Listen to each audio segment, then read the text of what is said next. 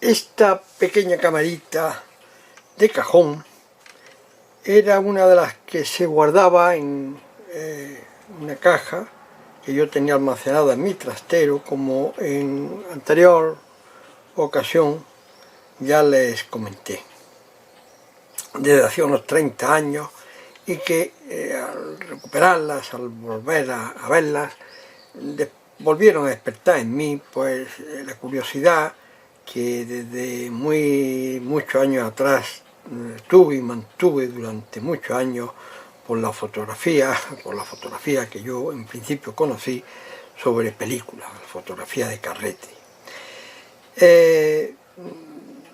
Su origen como cámara de cajón tiene una explicación en las primeras Kodak que George Eastman creó con el principio de popularizar la fotografía, hacerla llegar al público en general sin necesidad de mayores conocimientos, y que sin duda también supuso un pingüe negocio para la industria que él creara. La enciclopedia de la fotografía Kodak, que Salvaz publicó hace ya bastantes años, podemos ver aquella primera cámara que se fabricaba con la clara intención de que tomar fotografías fuera algo fácil, sin necesidad de mayores conocimientos, ni técnicos, ni científicos, ni de fotografía, ni de nada prácticamente, y que su lema se anunciaba, su facilidad se describía como que solo había que apuntar la cámara, tirar de la cuerda para montar el obturador, presionar el botón que producía el disparo, la exposición, y girar la llave para hacer avanzar la película. Y nótese que cuando se dice apuntar la cámara, era al estilo del viejo oeste, sin mayor detenimiento, porque obsérvese que la cámara aquella, Kodak 1, de George Eastman, estaba fabricada sin ningún visor, sino que se orientaba intuitivamente hacia el objetivo a fabricar. La cámara original Kodak, como dice dicha enciclopedia, fue un prototipo construido en el año 1888, después de efectuar algunas modificaciones, y la puso en producción bajo la denominación cámara Kodak número 1 en 1890. La cámara se cargaba en la fábrica con rollos de 100 exposiciones. Aunque el aficionado avanzado al usar esta cámara se cuenta que podía cortar trozos de esta película, que era de papel, y la emulsión había que separarla de ese papel, estaba preparada para que cuando se terminara el rollo se enviara a fábrica, y la fábrica, con el costo correspondiente, le devolvía al usuario la cámara cargada con un nuevo rollo para que siguiera haciendo fotografías, y la copia en papel de sus 100 fotografías expuestas, o las que lógicamente hubieran salido. Aquí empieza el gran negocio de Kodak, la gran popularización de la fotografía, y el lema que durante muchos años ha sido aplicable a muchas cámaras construidas no bajo el interés de la calidad y la precisión, sino con el lema de usted aprieta el botón, nosotros hacemos lo demás. Lógicamente, entre lo demás también estaba ganar dinero por parte de estas industrias. Nuestra camarita es de alguna manera una heredera de aquella Kodak número 1. De hecho, esta se llama, digamos, en la denominación que tiene, número 0 Brownie. Fabricada en USA, en Estados Unidos, por Eastman Kodak compañía, en Rochester, New York. En su filosofía de cámara de cajón es eso, efectivamente, una caja fabricada en una mezcla de cartón, madera, papel, imitación piel, que está preparada para cargarse con un rollo de 127, lógicamente, que también fabricaba Kodak. Su año de fabricación inicial, el modelo A, según reza el respaldo de la propia caja. Las patentes van de abril del 14 de 1903 hasta septiembre de 1909 y febrero de 1916. Es decir, fue una cámara que estuvo bastantes años en producción y con la que, sin lugar a dudas, se llegaron a tomar múltiples fotografías. El sistema de carga es dos rollos de 127, la conocida película muy popular en aquella época y que durante muchos años se estuvo utilizando. Ya es difícil conseguir estos rollos. Un rollo en el que se cargaba la película de soporte, otro rollo que era el destinado al arrastre, y todo esto es, como les digo, papel, cartón, algún metal indispensable, un fleje para presionar los rollos de película que no se quedaran demasiado sueltos. Y para ustedes contar, la cámara tenía un sistema de exposición muy sencillo a través de un dispositivo de disparo. Vemos aquí que opciona el obturador, y con dos posturas, una postura de instantánea y una postura en la que, levantando esta palanquita, pues mientras que se ejecutaba el disparo, se mantenía abierto el obturador para exposiciones prolongadas, una postura de tiempo prolongado, exposición o como se le quiera llamar. También tiene un avance en aquella época, un doble visor para fotos horizontales, el formato horizontal, y un visor para fotos verticales, para tomar fotos en este sentido.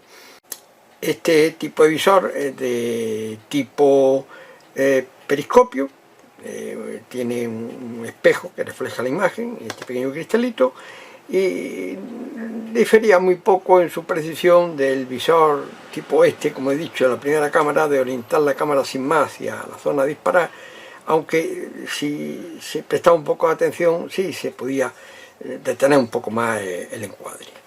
Disponía de una ventanita para ir contando el número de las exposiciones en el papel de respaldo que tiene este tipo de película, y para ustedes contar, vemos que el objetivo está detrás del obturador.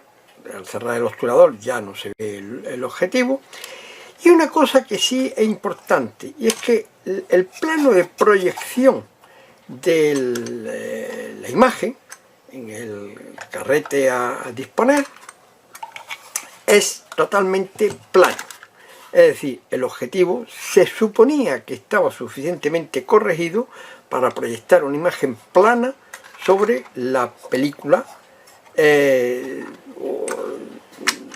suponía, digo, porque todo eso lógicamente estaba en función de la nitidez que ese objetivo fuera a proporcionar. Así de sencillo y así de fácil. Lógicamente yo no me he quedado sin probar la cámara, que para mí es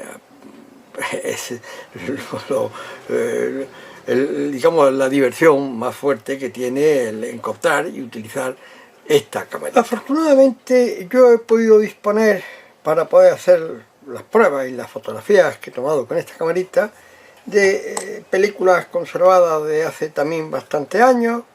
Esta de Negrapan, de fabricación española, la Casa Negra, caducada en abril del 79, alguna Kodacolor, caducada en agosto del 83,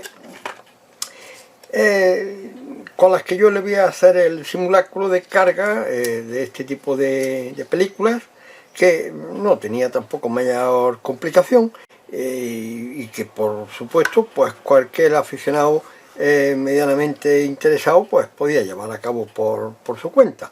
En los rollos que yo voy a utilizar, la película ya está retirada, solamente voy a utilizar el papel de respaldo, que era la forma de trabajar en este tipo de formatos. La película venía aquí adherida, de modo que se coloca el rollo en el soporte inicial, se arrastra el papel. Este tramo de papel no tiene película adherida, lógicamente. Se arrastra el papel enrollado a un nuevo eje, de modo que se centre su enrollamiento y se sujeta en el otro extremo. Todo esto sigue todavía sin tener película. Fíjese que ya aparece aquí una señal en la que nos indica que viene la película, quiere decir, y una vez hecho esto, ya estamos preparados para introducirla en nuestra cámara, posicionarla, cerrarla. El cierre hay que tener cuidado porque es fácil de que se pueda abrir inadvertidamente, y la palanca, que está preparada para solo girar en el sentido adecuado, se empieza a pasar hasta que en el papel, la ventanita de atrás, el papel nos da la señal de advertencia de que viene la película. Todo este tramo lógicamente está sin película.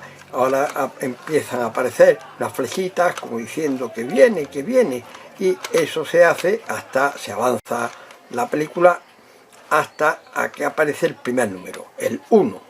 Vemos que tiene un doble 1 por si la ventanita está más a la izquierda o a la derecha. Y ya no hay nada más que, como he dicho, apuntar, o bien en plan oeste, o bien por las ventanitas horizontal o vertical, y si está la palanquita hacia abajo es instantánea, un disparo. Se pasa lógicamente la película al fotograma siguiente. Aquí, como en muchas cámaras manuales, es importante siempre tener en cuenta la secuencia de disparar y pasar, porque si no se sobreimprimirán imágenes, y saber que hemos pasado para no volver a pasar, con lo que nos quedaría un fotograma en blanco. Una vez hecho esto y terminado la película, se retira el rollo, se retira la película del soporte de papel, se procede a su revelado, y una vez revelado, pues adecuadamente escaneado, como siempre con mi cámara digital, como suelo hacer con todas las películas antiguas que tengo, de los tiempos de la película, de la fotografía en carrete, pues vamos a ver qué resultado era capaz de dar esta simple camarita.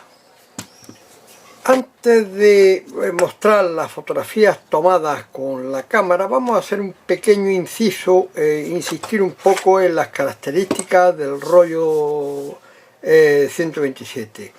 No se trata aquí de explicarlo especialmente, pero sí es bueno aclarar que este soporte, que como se ha dicho venía la película respaldada por un papel,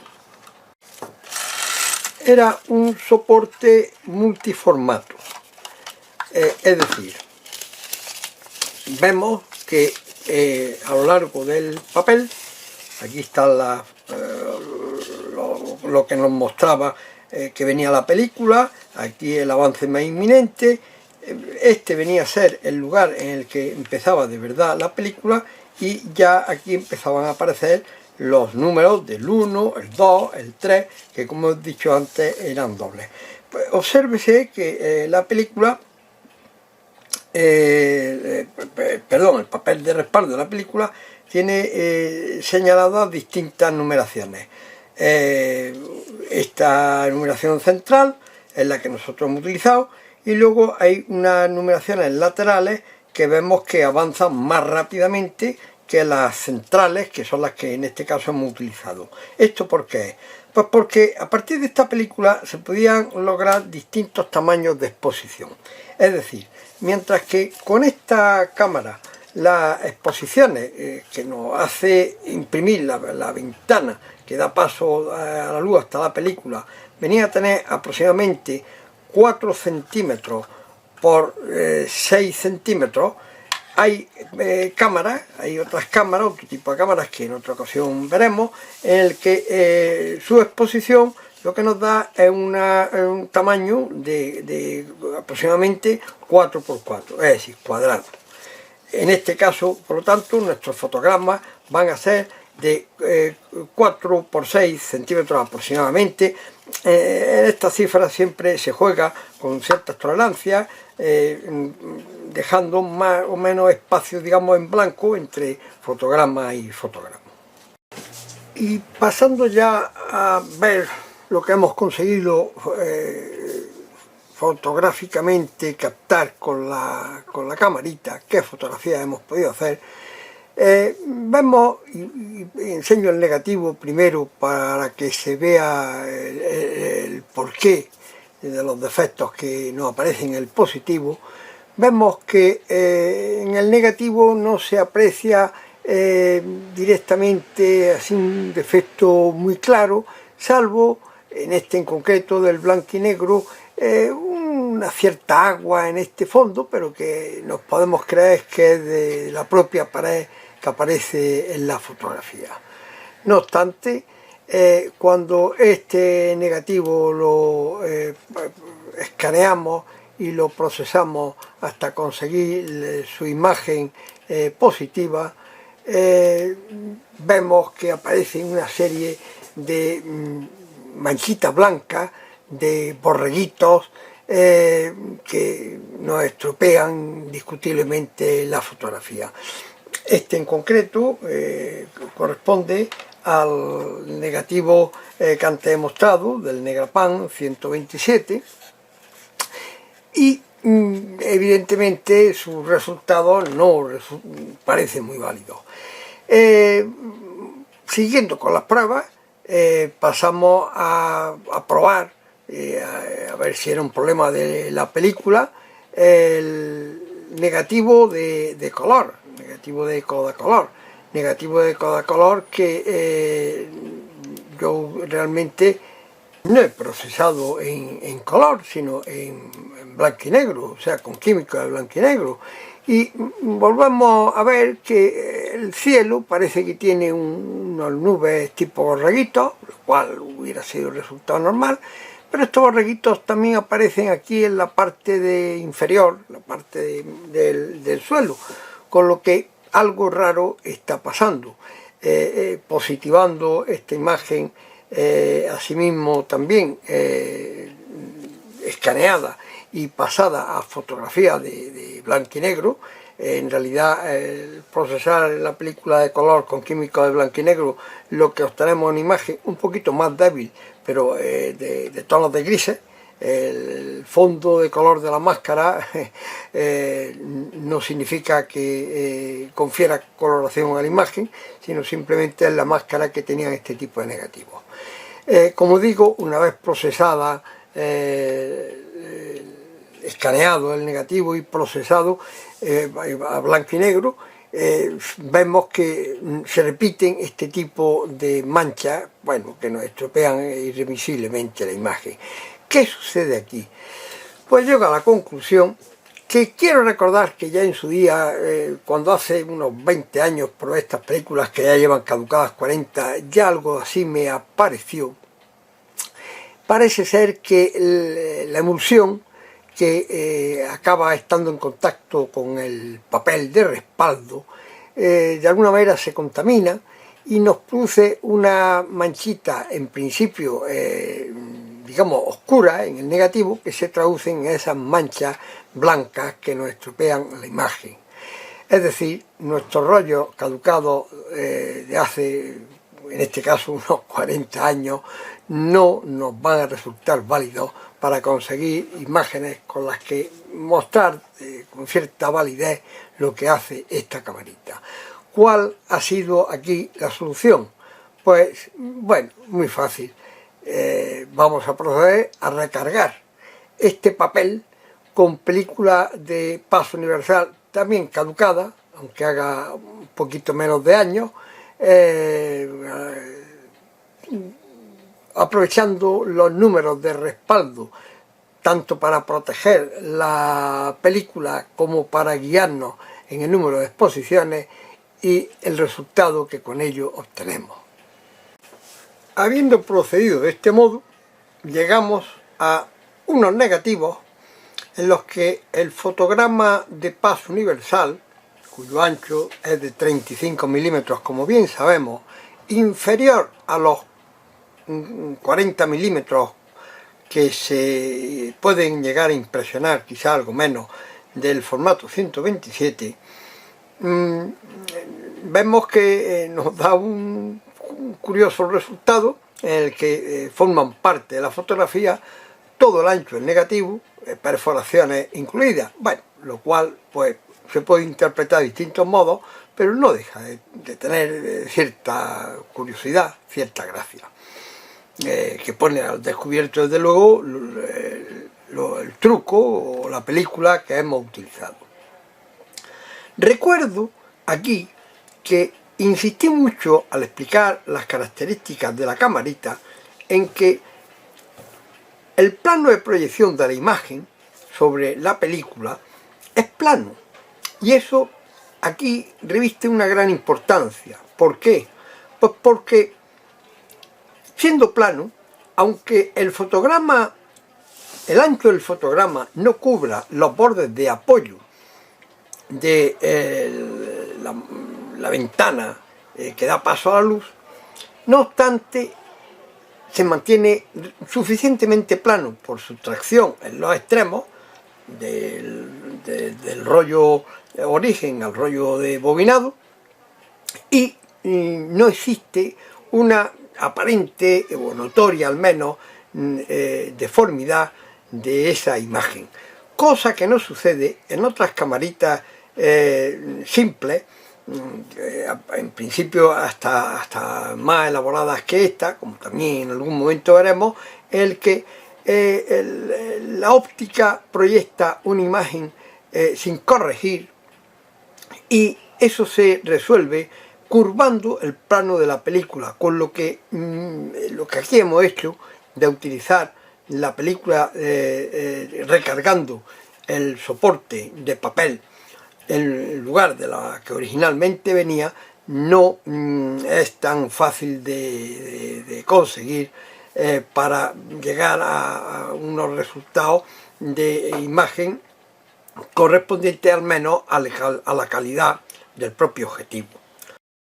Lo que está claro es que en esta imagen, un poco grisácea posiblemente por la caducidad de los materiales con los que hago estas pruebas, no tiene esas manchas que antes nos estropeaban la imagen, sino que, y una vez positivada lo vamos a ver mejor, el resultado del escaneo y del procesado es una imagen bastante limpia y de una aparente validez en cuanto a nitidez y calidad de enfoque de los objetos representados. Evidentemente, en todo este tipo de cámaras hay que mantener una distancia mínima a los sujetos de entre 1,5 metros y 3 metros.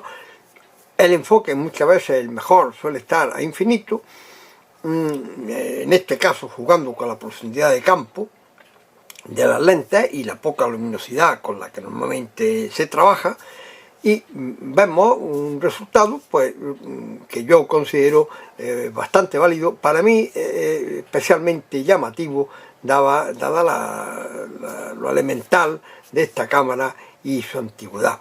Pero se ve que en esta época los objetivos que se utilizaban, aunque fueran simples, eran de vidrio, y su corrección es mayor que en algunas camaritas simples que en algún momento más adelante también comentaremos. Vemos otro fotograma, primero el negativo, la otra era una plaza, la Plaza Las Palmeras, Motril, y esto es un parque de juegos infantiles, el que sí, efectivamente, sigue siendo un negativo bastante agrisado. cosa que, como digo, no es muy de extrañar, dada la caducidad de los materiales que utilizo para las pruebas, pero sin las manchitas que nos estropeaban la imagen. Y escaneada y positivada, pasada a blanco y negro, la imagen positiva de este fotograma, pues vemos un resultado, para mi modo de ver, bastante válido dentro de todas las circunstancias que rodean o que, si quieren, menoscaban inicialmente las pruebas por el uso de los materiales caducados. Pero aquí yo creo que la camarita, con todos estos años, más de un siglo a su espalda, responde de una manera adecuada y, para mi gusto, sorprendentemente satisfactoria. En fin, y esto ha sido todo por hoy. Si le ha gustado el vídeo, le ha entretenido un poco, le han conseguido conocer algo nuevo con él, yo me daré por satisfecho. Y si quieren ver algo más de mis vídeos, en mi canal Marejos, podrán seguir viendo los ya publicados y los que en el futuro pienso seguir realizando. Muchas gracias.